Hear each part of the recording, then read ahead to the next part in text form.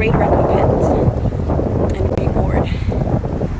I tell you this because there's days where to everybody else I look so foolish, but I don't gauge my process or my progress by what anybody else thinks. And on those days where I don't have as much to give, I focus on technique.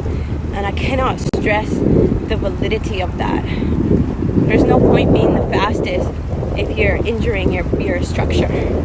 There's no point being the strongest if you're going to tear your ACL. And I'm talking in the body, but there's so many other things that happen internally, not just physically, but physiologically, but also mentally, emotionally, spiritually, and in your character, in your soul. Your soul is affected by the strain that you put it through.